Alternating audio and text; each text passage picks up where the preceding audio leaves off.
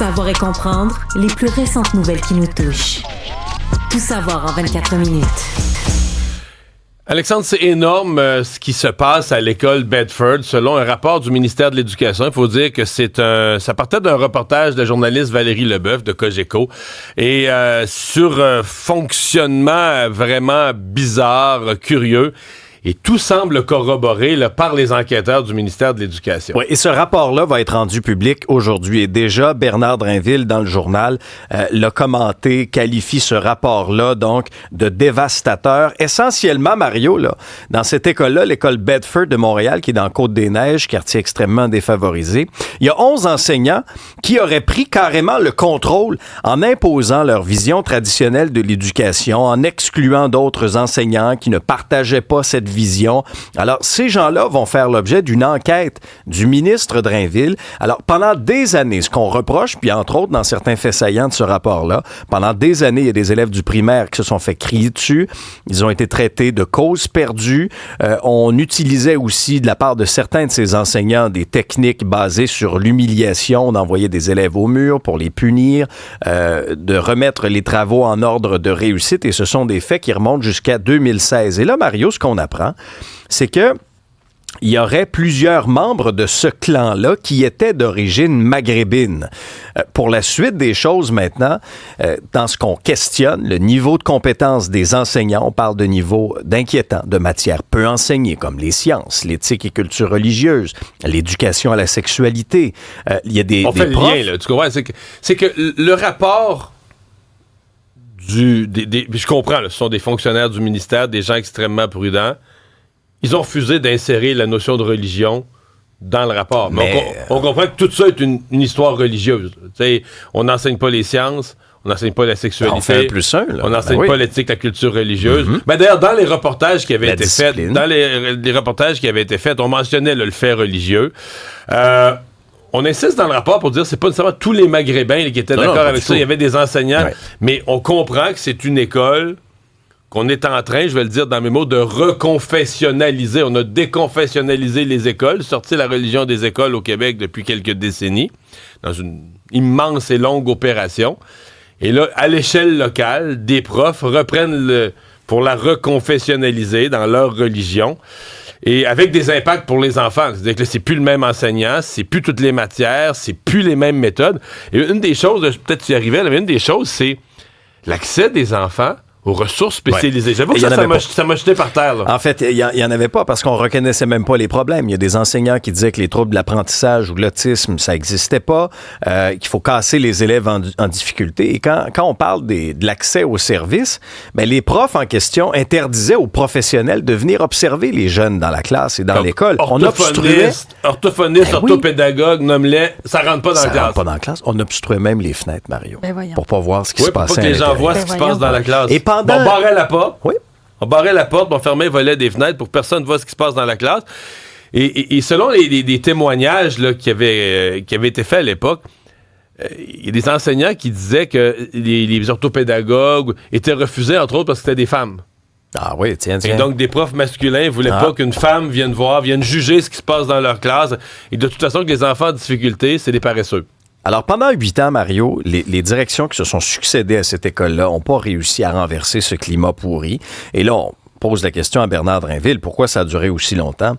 Possiblement la peur des représailles. Alors, il y aura 2 accompagnateurs du ministère qui vont être dépêchés à cette école-là. Il y aura une enquête sur ces 11 enseignants-là et 3 autres établissements du Centre de services scolaires de Montréal vont aussi faire l'objet de vérifications pour des enjeux similaires. Donc, est-ce qu'il y a plus qu'une école qui est dans cette situation-là, Mario? Ouais, c'est tentant de répondre oui, là, parce que c'est tellement grave comme situation qu'on ferait pas de vérification si on n'avait pas des raisons très sérieuses de croire que le même phénomène est en cours. Ce qui est fort là-dedans, c'est que tu te rends compte, c'est une prise de contrôle efficace de l'école. Parce qu'on pourrait dire, oui, mais il y a beaucoup d'enseignants qui ont démissionné. Les enseignants qui n'étaient pas d'accord avec cette façon de faire-là se sont battus au début, puis à un moment donné, ils se sont rendus compte que c'était invivable dans l'école, ils sont partis. Puis ils ont été remplacés, ce que je comprends, par des enseignants de la même philosophie. C'est comme si l'endoctrinement religieux s'élargit. Mais ces enseignants-là, qui n'étaient pas d'accord, on portait plainte au syndicat. On dit, regarde, là, nous autres, le syndicat dit, ben non, moi, mon repris, parce que le clan majoritaire a aussi pris le contrôle du représentant du syndicat, c'est-à-dire qu'ils ont fait élire un des leurs comme représentant syndical. Fait que l'Alliance des professeurs de Montréal fermait les yeux complètement en disant, nous, notre représentant syndical local, celui qui a été dûment élu, semble trouver que tout va bien. C'est grave. Semble trouver que tout va bien. Fait que, tu sais, c'est une prise de contrôle efficace, à tous les niveaux, complète, totale, qui fait que ceux qui sont pas d'accord dans l'école, ceux qui ont des méthodes d'enseignement, je dirais de 2024 au Québec, là, ben, n'ont eu d'autre choix que de quitter l'école. Alors, j'ai hâte de voir... le ministre Bernard Drinville a accepté de me parler ce matin sur les ondes d'LCN. J'ai hâte de voir ce qu'il va dire là-dessus. Et qu'est-ce qu'il voit comme pour les autres écoles à Montréal, qu'est-ce qu'il voit comme avenir, le gouvernement du Québec hier qui s'est donné des pouvoirs concernant les étudiants étrangers qui sont admis par les universités ou les collèges. C'est le ministre Jean-François Roberge qui a déposé son projet de loi 74. Donc, Québec va pouvoir gérer le nombre d'étudiants étrangers. Oui, dans les collèges privés, les cégeps, les universités, essentiellement, c'est que leur nombre est passé de 50 000 à 120 000 en l'espace de 10 ans. Ça représente 24 % des immigrants temporaires sur le territoire québécois.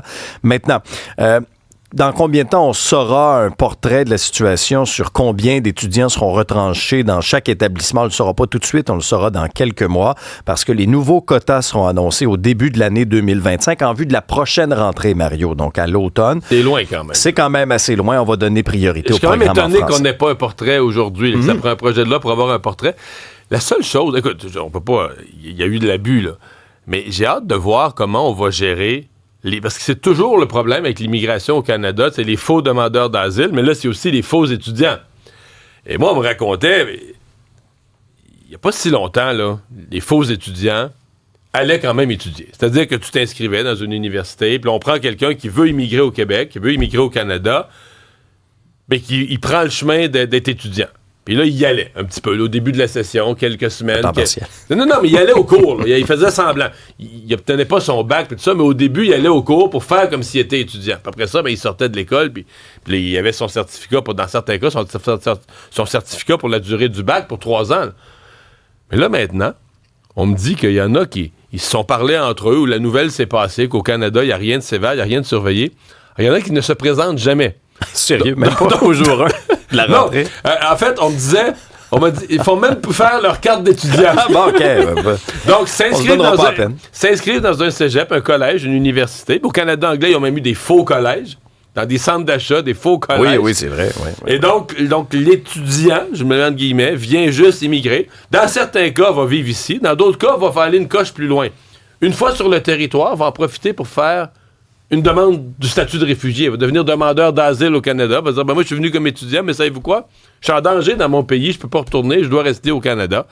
Mais dans tous les cas, on utilise le statut d'étudiant pour rentrer au pays, pour obtenir un certificat pour habiter dans le pays, mais sans jamais avoir eu une intention sérieuse d'étudier. Donc, le problème du gouvernement, c'est que si tu mets une petite case, là, êtes-vous de mauvaise foi ou venez-vous pour des fausses raisons, personne va cocher oui, là, tu comprends? Pas dans le formulaire.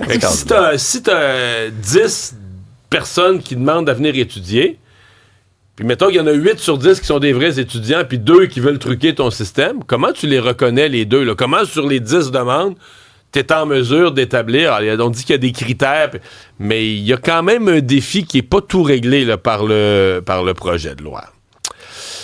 Gros sujet hier à l'Assemblée nationale, et ça va le demeurer aujourd'hui un gros sujet, ce sont les jeunes et le recrutement de jeunes, d'ados par les gangs de rue. Oui, t'as raison. Hier, le Parti québécois demande à ce que Québec intervienne et réclame la tenue d'une commission parlementaire sur le recrutement des jeunes. Aujourd'hui, à surveiller. Gros point de presse, là, quand même important, du ministre de la Sécurité publique, François Bonnardel. C'est à 11h30. Et hier, c'était cette sortie du SPVM, le chef Fadi Daguerre, d'autres hauts gradés également sur l'état de situation. Bon, d'abord, dans un premier temps, il y a tout l'enrôlement de ces adolescents à l'intérieur de gangs de rue. On a vu ce qui s'est passé à Frampton, ce jeune de 14 ans qui est mort là, près du local des Hells Angels. Oh, il allait faire la job aux Hells. Ben oui, c'est deux kids de 14 ans avec des AK-47. Partait de Montréal jusqu'à Frampton. il y a eu cette vague aussi de méfaits dans plusieurs restaurants effectués pour justement demander à ce qu'on collecte les restaurateurs. Et dans certains cas, on nous dit que c'est les cocktails Molotov ou les objets incendiaires, on les fait lancer par quelqu'un de moins de 18 ans, de telle sorte que s'il se fait attraper, les conséquences sont moins lourdes. La peine sera moins lourde. Et puis ce qui était frappant aussi dans le discours des policiers hier, deux choses. La première, c'est que, mettons, tu as un groupe A, groupe B, groupe C. Puis souvent, mettons que tu es restaurateur, le groupe A va venir te voir. Hey, là, si tu veux être protégé, il faut que tu me payes. Le groupe B, après ça, va venir te voir aussi. Même affaire, même chantage. Et le groupe C, fait que souvent, là, t'es comme siphonné par trois places. Ce qui est impossible financièrement. Déjà, tu devrais pas être victime d'extorsion. Ben non. Mais x3, tu peux plus survivre. Ben non, tu peux plus survivre. Et là, l'autre cri du cœur des policiers, c'était auprès des familles de ces adolescents-là qui flirtent un peu avec, des fois, les milieux criminels. De dire, écoutez, là, quand on vient vous voir, quand on vous tend la main, là, parlez-nous. Le sous-entendu, c'est que certaines familles se méfient des policiers, là. Ben, c'est ce qu'on pouvait peut-être en comprendre. Ouais. Comme parent, ça doit pas être facile à gérer cette situation-là. Ah, c'est sûr que non. Non, mais là, tu te trouves dans la position de dénoncer quasiment ton enfant à la police. Tu veux pas couper le lien avec lui? Ben, c'est ça. C'est ça. Mais en même temps, probablement que les parents du jeune de 14 ans qui est mort dans l'opération à Frampton se disent aujourd'hui... Exact. Puis d'ailleurs, Fadi Daguerre racontait l'histoire de parents qui ils sont allés les voir une fois, ils ont dit on veut pas parler à la police, ils sont allés les voir deux fois, ils ont dit on veut pas parler à la police. Finalement, c'est eux, quelques semaines après, qui ont rappelé la police pour dire là, ça n'a plus d'allure, on est inquiet pour notre jeune, ça n'a plus de bon sens ce qui se passe. Là. Je te fais entendre d'ailleurs les commentaires du chef Fadi Daguerre, suivi de Paul Saint-Pierre Plamondon et François Legault. Trop d'exemples malheureux, fatals, mortels, ont eu lieu à Montréal avec des jeunes qu'on avait déjà approchés des parents et dont les parents ne croyaient pas que leurs jeunes se dirigeaient dans une trajectoire criminelle. Le Québec a perdu le contrôle sur les gangs de rue. Je n'accepte pas la situation et j'ai pas dit que c'était suffisant, la baisse qu'on a connue. Il faut en faire plus. Ça n'a pas de bon sens ce qui se passe avec nos jeunes qui sont embarqués dans des gangs de rue. Ouais, il faut en faire plus, mais la vérité, j'ai tout écouté ça hier, puis je suis très content de voir que l'opposition pointe ça du doigt, puis que le premier ministre en parle. Mais j'ai l'impression qu'ils sont tous dépassés. C'est-à-dire que j'ai pas entendu une personne qui avait, tu sais, le Parti québécois, puis je comprends que politiquement, c'est pas fou. Tu demandes une commission parlementaire. Avec, là, on va en discuter, puis on va faire venir des experts, puis les experts vont nous dire des solutions, mais dans le fond, excusez-moi, mais j'ai pas entendu une personne qui avait le début d'une solution. Le ministre Bonnardel a répété les efforts, les budgets supplémentaires qu'il a donnés à la police, mais là, ça continue, puis c'est pire que jamais. Donc, les budgets supplémentaires, soit que c'était pas encore assez, ou soit que la police sait pas comment s'y prendre. C'est pas simple, là. Qu'est-ce que tu fais avec ça? Là? Des jeunes sont tentés par faire de l'argent vite, puis des groupes de bandits les recrutent. Première chose, moi, en tout cas, qui me frappe, c'est que moi, je pense que ça devrait être spécifiquement dans le code criminel une infraction avec des peines plus sévères que le fait de recruter des mineurs. C'est-à-dire que c'est clair. Si tu recrutes quelqu'un pour commettre un crime, c'est déjà un crime. Au centre du code criminel, si tu recrutes quelqu'un pour lancer un cocktail Molotov ou pour aller commettre un assassinat, c'est déjà prévu au code criminel. Mais il devrait y avoir une disposition particulière que si tu recrutes un mineur pour faire ta sale job... Facteur aggravant. C'est une infraction, absolument. C'est une infraction immédiatement aggravée. Le point sur Milton aux États-Unis... Oui, et on est à constater encore une fois les dégâts, mais il y a quand même 12 personnes qui ont perdu la vie, Mario, là, au cours des dernières heures. Non, pas juste à cause de Milton, mais à cause des tornades également. Il y en a eu plusieurs. Qui venaient un peu avec Milton. Oui, et puis particulièrement dans le comté de Sainte-Lucie, où là-bas, il y a au moins 5 personnes qui ont perdu la vie, où 3 tornades ont causé d'importants dommages. Maintenant, il y a toujours des opérations de secours et sauvetage. 1000 personnes qui ont été secourues jusqu'à maintenant. 2,5 millions d'Américains qui sont privés de courant actuellement en Floride. Le rebranchement a l'air assez... Hier, c'était 3.3. On est encore à 2.5 24 heures après. Ça veut dire que le rebranchement n'est pas simple. Hein? Non, ça c'est clair. C'est vraiment pas simple. Il y a ces scènes quand même là, qui ont été marquantes. Entre autres, le toit du stade des Rays de Tampa Bay complètement déchiré. Une grue qui s'est effondrée sur un immeuble qui habite les bureaux du Tampa Bay Times. Alors oui, on craignait l'arrivée de Milton qui a frappé quand même la côte ouest en catégorie 3, la côte est en catégorie 1. Mais heureusement, ça a été moins pire que ce qu'on avait appréhendé. Et à Québec, on va surveiller une grosse conférence de presse aujourd'hui. Le retour du troisième lien. 10 heures. C'est à 10 heures. La ministre Geneviève Guilbeault avec je sais pas combien de cartables, Mario, entre les mains. Tu te souviendras quand elle avait enterré le troisième lien. Alors, on va présenter un appel d'intérêt à l'international pour solliciter des idées. L'objectif, c'est d'établir un corridor pour l'infrastructure à l'été 2025, mais sans coup ni tracé, juste le corridor. La CAQ veut un pont à l'est, on le sait, et en 2026, là, on lancerait un appel de qualification qui serait ensuite suivi d'un appel de propositions formelles. Mais je te dirais que les oppositions et le maire de Québec sont pas emballés par tout ça. Les deux projets ne sont pas sur le même échéancier. Et on est prêt à partir sur le tramway. Il y a des travaux préparatoires qui ont été faits. 71% des Québécois n'y croient pas au troisième lien. Il faut que le gouvernement comprenne qu'ajouter des autoroutes ne réduit pas les problèmes. Ouais, c'est l'obsession de Québec solidaire, que même si tu ajoutes des routes, c'est un débat infini parce que d'abord, c'est faux. Ça devient vrai parce qu'ils vont toujours dire, ouais, mais 20 ans, 30 ans après, cette autoroute-là va être obstruée aussi. Oui, je comprends, c'est ce qui s'est passé à beaucoup d'endroits, mais c'est parce que t'as une croissance de population. Si tu améliores le transport, je veux dire, les gens vont... C'est aussi vrai du transport en commun. Là, tu mets une ligne de métro, tu mets une ligne de tramway, les gens vont se construire. Les gens ont dit, tiens, voici un nouveau secteur où il y a du transport. Les gens vont se construire là. Tu sais, la population augmente. Donc, ça prend des nouveaux quartiers. Fait que c'est vrai qu'il... Mais je veux dire, le contre-exemple, c'est la ville de Détroit ou des villes comme Cleveland, des villes qui ont vécu des grandes crises économiques, des grandes décroissances de population, des catastrophes économiques. Non, les autoroutes se désengorgent. Dans ces régions-là, là, de dépopulation, de décroissance économique, de fermeture massive d'usines, des autoroutes engorgées d'automobiles il y a quelques années se désengorgent. C'est le contre-exemple. Mais ça, on semble oublier. On s'est fait une théorie écologiste qui, à mon avis, est assez amusante. Puff Daddy qui va rester en prison, subir son procès. Il n'y a plus de raccourci pour lui, là. Impossible, parce qu'à chaque fois, on apprend de nouvelles informations. C'est juste épouvantable. Donc, son procès va avoir lieu le 5 mai 2025.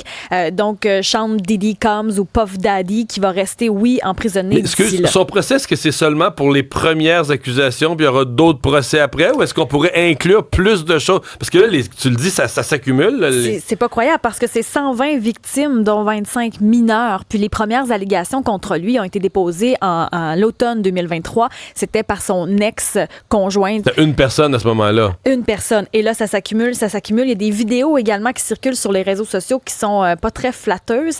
Et il y a même des rumeurs. Puis là, il n'y a rien qui est confirmé. Mais moi, j'ai vu dans les dernières semaines énormément de fans de Justin Bieber en larmes, en ayant peur qu'il se soit passé quelque chose parce qu'ils ont été très proches un de l'autre. Il a été son mentor à un moment donné. Ben, tu sais, ça, c'est pas confirmé. Mais moi, j'ai vu des fans... Est-ce que Justin Bieber pourrait avoir été dans un de ces parties-là? Mais on a vu des photos de parties. Moi, j'ai vu tout à l'heure des vidéos de Justin dans ses parties quand il était très, très jeune. Après, il n'y a pas de preuve du reste. Mais il y en a qui font 1+1. Ce qu'on dit également, il y a certains médias qui ont parlé de Puff Daddy lorsqu'il est entré hier dans le tribunal. Il aurait salué avec un grand sourire sa mère, ses enfants dans la salle d'audience. C'est ce qu'on raconte. Lui, il plaide toujours qu'il est non coupable. Il se dit toujours innocent malgré tout. C'est quelque chose, cette histoire. Et finalement, les billets de Coldplay vont être en vente dans les prochaines heures? Dans moins de 3 heures, la pré-vente pour les dates de Toronto. Et pour le commun des mortels, c'est à midi pour les 2 dates à Toronto en juillet prochain au Rogers Stadium. Ça part on est dans quel ordre de grandeur? Des billets, plusieurs centaines de dollars. Ça commence, je regardais en tout cas pour les billets qui ont été vendus à Londres, puis ça commençait à peu près à 100, 130 et ça montait. Ça semblait pas si mal. Ça montait jusqu'où? C'est ça, là. Ouais. Puis là, à suivre, parce que, tu sais, là, c'était les billets en livres, mais là, après ça, comment ça va être pour le Canada, je sais pas encore. C'est toujours les maudites plateformes là, qui jouent avec ça aussi, la tarification dynamique. On va vite tomber dans la revente. Ils vont tous se vendre dans quelques heures, quelques minutes, quelques heures, puis on va tomber dans la revente qui pourrait... C'est ça que je crains, parce qu'il n'y a pas beaucoup de dates non plus. Ça crée de la rareté, puis ça aide pas pantoute pour la mise en vente. Donc, il va falloir faire la file d'attente virtuelle. Là. Si vous êtes patient, vous pouvez commencer tout de suite. C'était difficile pour le Canadien hier soir. Oui, le Canadien qui a perdu 6-4 contre les Bruins de Boston. Encore une fois, qui vraiment ont contrôlé le jeu, surtout en première, en deuxième période, avant un certain regain du Canadien en troisième. Bon, début de Gallagher, Caulfield, Goulet et Gallagher, donc un doublé dans ce match-là. La défaite qui va au dossier de Caden Primo, qui a paru faible sur certains buts quand même. 29 tirs pour les Bruins, 25 contre le Canadien, mais c'était pas 25 après 2 périodes, je vous confirme, là, non, le Canadien a très peu lancé. À mi-chemin dans le match, le Canadien avait dit lancer, genre, ouais. Ça faisait un peu Et on remet ça samedi contre les Sénateurs. Résumer l'actualité en moins de 24 minutes, c'est mission accomplie.